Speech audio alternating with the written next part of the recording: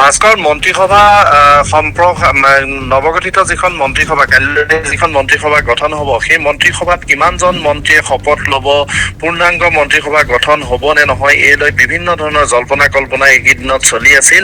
বিশেষকৈ শেহতীয়াভাৱে মন্ত্ৰীসভা গঠিত হোৱা বিহাৰ আৰু পশ্চিমবংগই গোটেই প্ৰেক্ষাপটটোত নতুনকৈ চিন্তা কৰিবলৈ বাধ্য কৰিছিল। কিন্তু সেই ধৰণৰ যিসমূহ জল্পনা কল্পনা যোৱা 2-3 দিন ধৰি চলি আছিল, সেই জল্পনা কল্পনাই কাৰ্যত অৱসান কৰাৰ দিশে অগ্ৰসৰ হৈছে।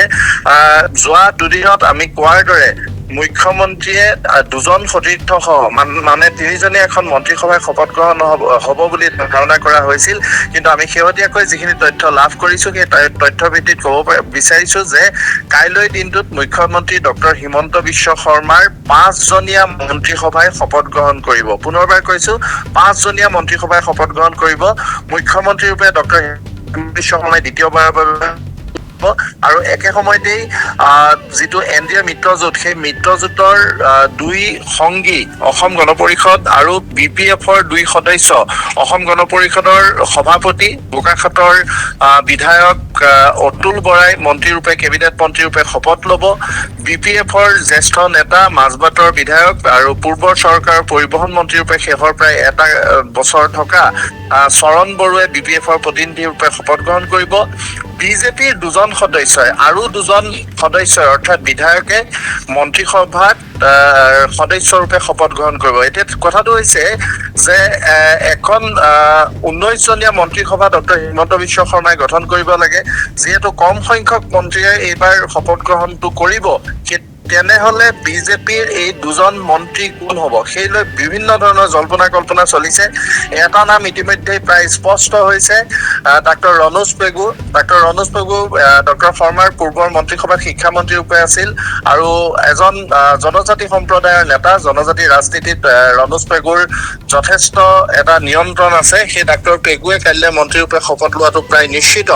এতিয়া কথাটো হৈছে যে 5মগৰাকী প্ৰতিনিধি কোন হ'ব, সৌভাগ্যৱান 5মগৰাকী বিধায়ক কোন হ'ব, এই লৈ ব্যাপক চৰ্চা চলি আছে।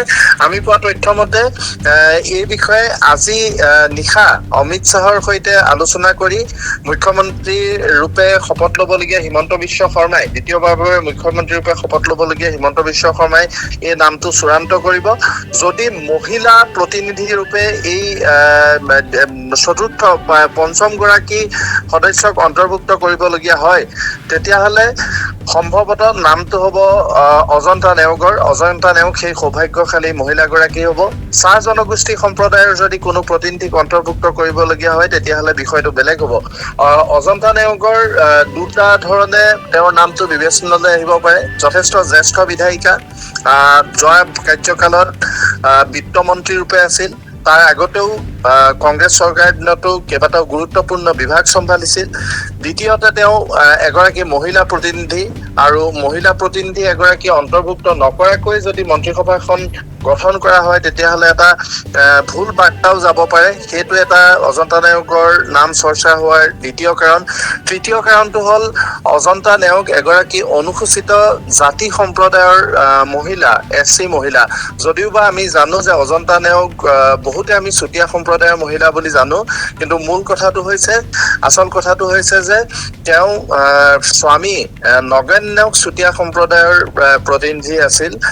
কিন্তু অজন্তা নেওগ শশধৰ দাসৰ কন্যা, তেওঁৰ মাতৃ জালুকবাৰীৰ প্ৰাক্তন বিধায়িকা আছিল আৰু তেওঁ অনুসূচিত জাতি সম্প্ৰদায়ৰ, আৰু বিবাহ সূত্ৰে এগৰাকী মহিলাৰ যিহেতু জাতি সলনি নহয়, সেইহেতুকে এতিয়াও তেওঁ অনুসূচিত জাতিৰ প্ৰতিনিধি ৰূপেই বিবেচনা কৰিব পাৰি।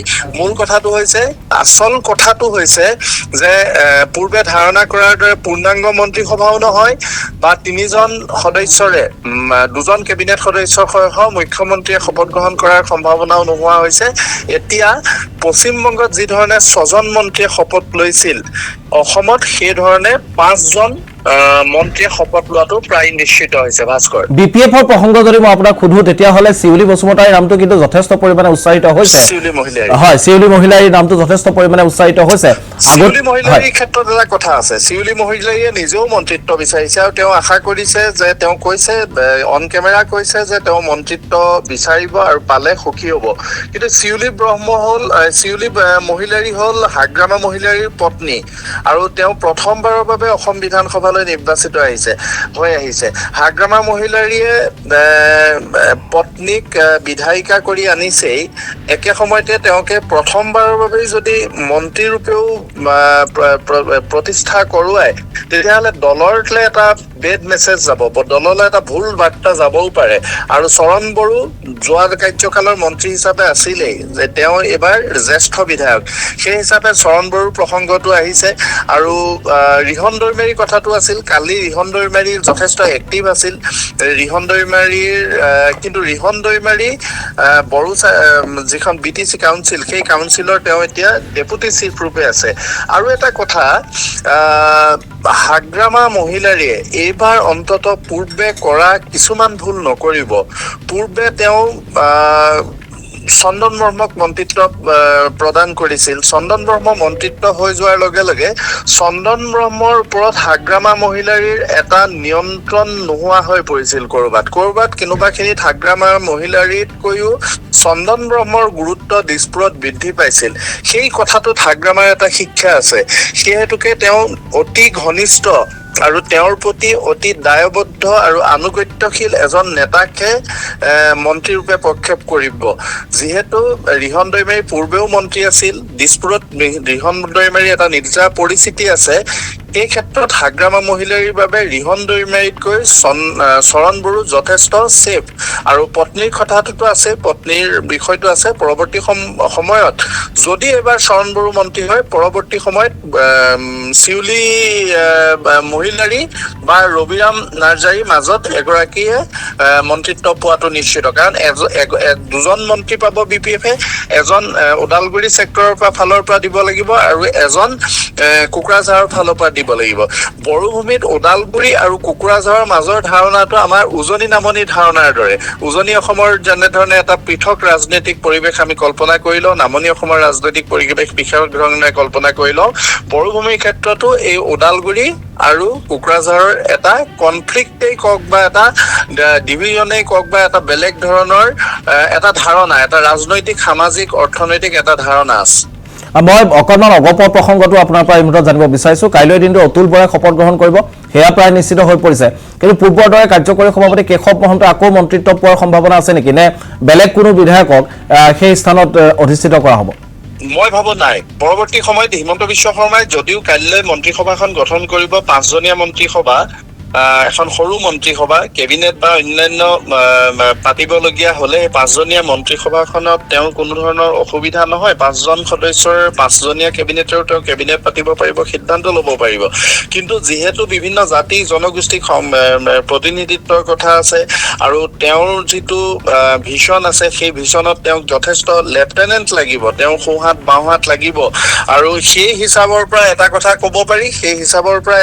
ক'ব পাৰি যে 10 দিন বা এসপ্তাহৰ ভিতৰত পূৰ্ণাংগ মন্ত্ৰীসভাখন গঠন হ'ব। তাত অসম গণ পৰিষদৰ 2জন প্ৰতিনিধিয়ে স্থান পাব, BPF-ৰ 2জন প্ৰতিনিধিয়ে স্থান পাব। একে সময়তে চাহ জনগোষ্ঠীৰ প্ৰতিনিধিৰ কথা আহিব, আহোম জনগোষ্ঠীৰ প্ৰতিনিধিৰ কথা আহিব, এতিয়া মৰাণ জনগোষ্ঠীৰ কথা আহিব।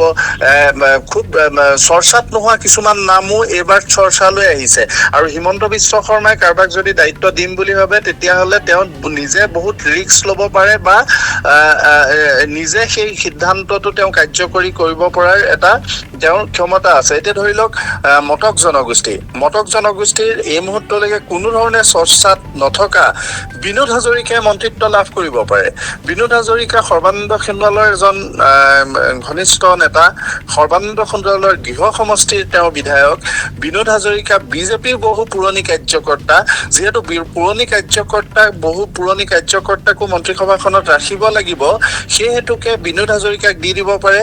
তেতিয়া মটক জনগোষ্ঠীয়েও এটা প্ৰতিনিধিত্ব পালে, ডিব্ৰুগড় জিলাই এটা প্ৰতিনিধিত্ব পালে, কিন্তু তেতিয়া প্ৰশান্ত ফুকন মন্ত্ৰিত্বৰ পৰা বঞ্চিত হ'ব প্ৰশান্ত ফুকনৰ ক্ষেত্ৰত আৰু কেইটামান কথা আহে প্ৰশান্ত ফুকন ব্ৰাহ্মীণ সম্প্ৰদায়ৰ তেওঁ এজন বামুণ বা ব্ৰাহ্মণ আৰু ব্ৰাহ্মণৰ অধিক মন্ত্ৰিত্ব দিলে এটা বেলেগ ধৰণৰ মেছেজো যাব পাৰে সেই কথাটো হিমন্ত বিশ্ব শৰ্মাৰ নিচিনা এজন ৰাজনৈতিক নেতাই নিশ্চয় বিবেচনা কৰিব দ্বিতীয়তে আৰু এটা খুব চৰ্চালৈ অহা নাম হৈছে সুশান্ত বৰগোহাঁই আহোমক প্ৰতিনিধিত্ব কৰিব পৰাকৈ এজন মন্ত্ৰী হিচাপে তেওঁ এবাৰ অধিষ্ঠিত হোৱাটো প্ৰায় নিশ্চিত হৈছে নেকি সুশান্ত বৰগোহাঁই প্ৰায় নিশ্চিত বুলি ক'ব পাৰি কাৰণ আহোম জনগোষ্ঠীৰ ফালৰ পৰা এজন মন্ত্ৰীক দিবই লাগিব আহোম জনগোষ্ঠীয়ে এইবাৰ হাত খুলি বিজেপিক সমৰ্থন কৰিছে মৰাণ মতকে হাত খুলি বিজেপিক সমৰ্থন কৰিছে মৰাণ মতক জনগোষ্ঠীয়ে সুশান্ত বৰগোহাঁই এই মুহূৰ্তত